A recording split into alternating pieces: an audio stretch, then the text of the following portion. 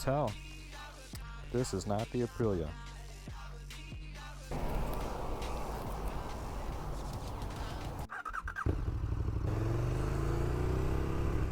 So I did actually sell the Aprilia, and now I only have one bike, which is the Super Duke.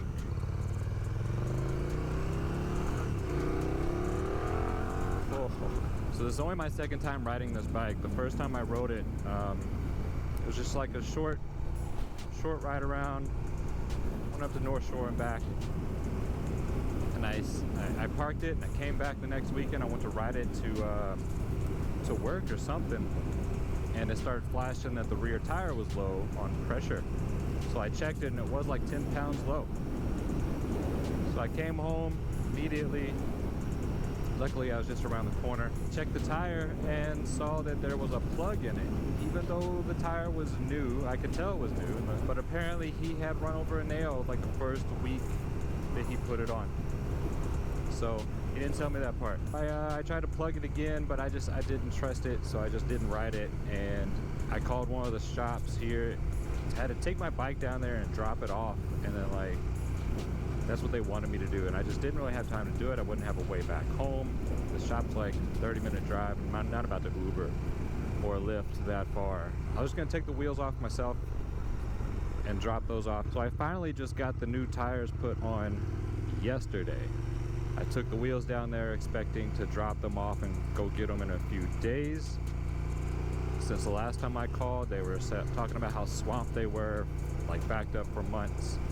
And I went up there yesterday and they were like, oh, we'll have them done in a couple hours. If you want to hang around, we'll give you a call, you come pick them up. So I was excited, but what took so long for me to finally get the wheels off and get down there and change out the tires was I needed a 60mm socket to fit on the rear wheel axle nut. And then I had to get like a torque wrench so that when I put it back on, I could torque it down to 184.4 foot-pounds. And then as I was trying to take off the front tire, my front motorcycle stand was a little janky, and it started to almost fall off, and I started to panic and worry. But luckily, as you see, everything seems to be working fine. We'll see if anything falls off or comes apart. Yeah, this bike has so much power. So things are finally starting to open back up here on the island.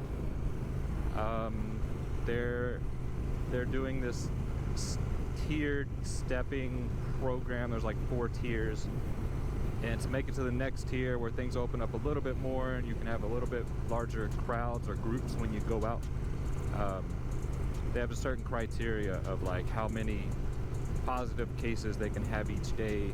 It has to get under a certain limit to step down to the next tier, and it has to be within the next tier for like a week or 2 weeks straight before the next tier can begin. I think if I recall correctly, I don't know, I could be wrong, it happens a lot, but yeah, bars and clubs, I don't care about clubs so much, but bars cannot open until the final tier, and you have to be in each tier, I believe, for I don't know, 2 to 4 weeks, maybe 4 weeks in each tier, which means bars aren't going to open for 2 to 4 months. And there's a lot of bars downtown Waikiki, Honolulu, that a lot of jobs, a lot of tourism, a lot of people just not working. I think I heard on the radio a few days ago that I think Honolulu or Hawaii has had the largest number of businesses permanently closed per 1,000 businesses within the city, or maybe it's the state. I don't know what's down this street. I'm gonna find out. I've been wanting to ride this bike so bad for like, has it been months? It's definitely been several weeks, probably at least a month. I've just been looking at it, sitting out under the bike cover every day, just walking by. I didn't even want to open the bike cover to look at it because it just hurt my feelings. Now here I am, riding it. No idea where I'm going. feel like I might have been down here once or twice before. But I got a buddy back home who's got one of these. He's got one of the first gens. This is a second generation. And the first day I was out riding it, I noticed that it said I had like 150 miles to go, and I'd already gone 100 miles on the tank.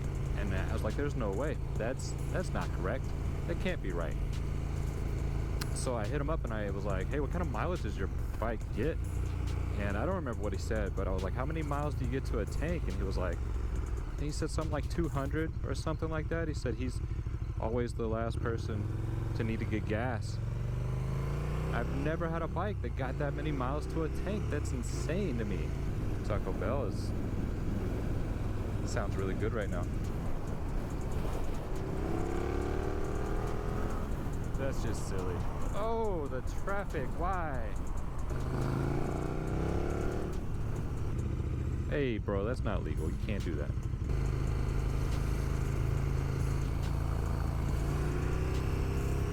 Half a mile to the next exit. What are those cactus trees? What the? This is where I crash and die. Low fuel. Well, I still got 2 bars of fuel left. Low fuel. There.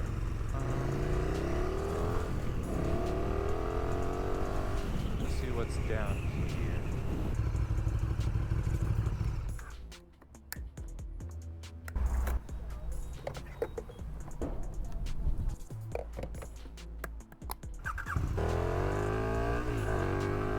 Another thing that's pretty cool about this bike, cruise control.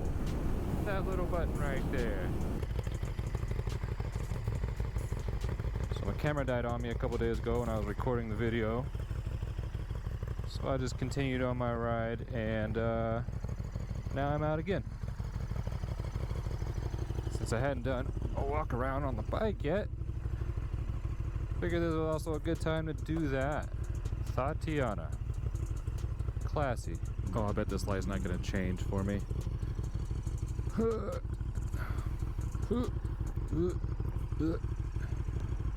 can't decide if I want to get one of the new Ruroc Atlas 2.0s that everyone is just so in love with. I want to believe the hype, but I don't know if it's just hype or if it's actually good. But I did email the company and feel guilty about doing it. I don't really do it often, but I emailed and asked them if they offered a military discount, and they said yes. They did send me a coupon discount code. Now I feel like I have to buy a helmet. I don't really need a new helmet, but the 2 that I wear are not really the perfect shape for my head. They're good for maybe 30 minutes or so, and then they start to hurt. So maybe I'll order it, try it out. I don't know. Hopefully it works.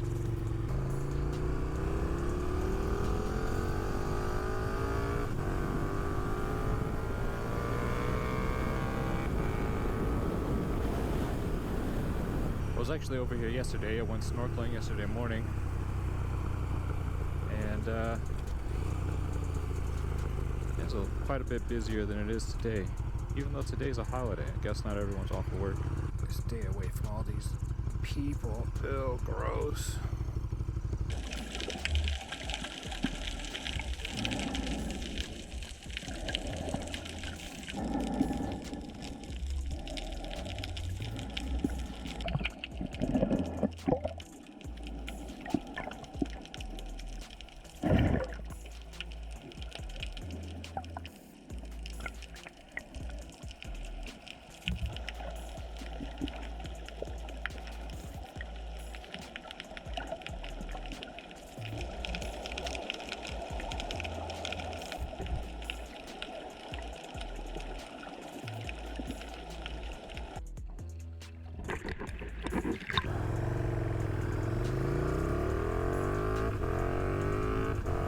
So I got the drone out, flew it around for, I don't know, 5 minutes, and it started raining. And I thought, oh, well, the sky is pretty clear. It's probably just going to be a few sprinkles. And then it did lighten up. And then it didn't lighten up, and it got worse. And then, as I was about to bring the drone back to land it, it disconnected from the screen, but I could still control it. So I got it to land, and It's back in my backpack. But I don't know what happened. Hopefully a raindrop didn't go somewhere it wasn't supposed to go. It really wasn't raining hard, but it was, I don't know, maybe it was enough to do bad things. Okay, so I'm gonna take that as a sign that I should just end the video here, turn around, go home, and eat some good food. So thanks for watching. See you in the next one.